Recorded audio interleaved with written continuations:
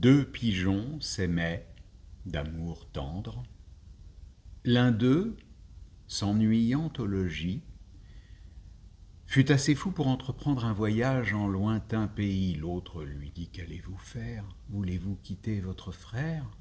L'absence est le plus grand des maux, non pas pour vous, cruel, au moins que les travaux, les dangers, les soins du voyage changent un peu votre courage. Encore si la saison s'avançait davantage.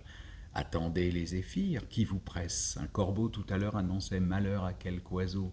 Je ne songerai plus que rencontre funeste, que faucon, que réseau. Hélas, dirais-je, il pleut, mon frère a-t-il tout ce qu'il veut? Bon souper, bon gîte, et le reste?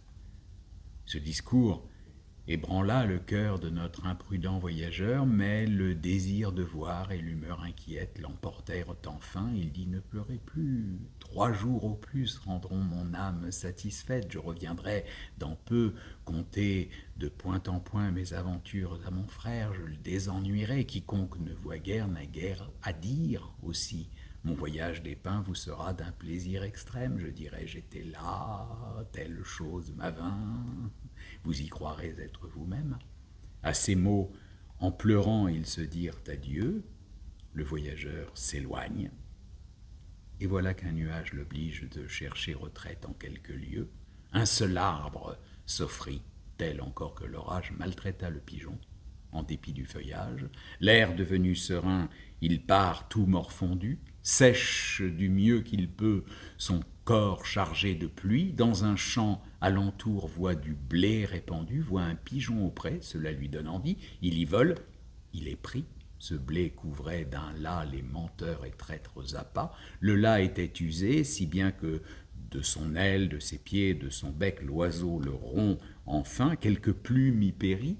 Et le pis du destin fut qu'un certain vautour, à la serre cruelle, vit notre malheureux qui, traînant la ficelle et les morceaux du lacs qu'il avait attrapés, semblait un forçat échappé. Le vautour s'en allait le lier, quand des nus font à son tour un aigle aux ailes étendues. Le pigeon profita du conflit des voleurs, s'envola, s'abattit auprès d'une masure, crut pour ce coup que ses malheurs finiraient par cette aventure, mais un fripon d'enfant, cet âge est sans pitié, prit sa fronde et du coup tua plus d'à moitié la volatile malheureuse qui, maudissant sa curiosité, traînant l'aile et tirant le pied, demi-morte et demi-boiteuse, droit au logis s'en retourna, que bien que mal elle arriva sans autre aventure fâcheuse.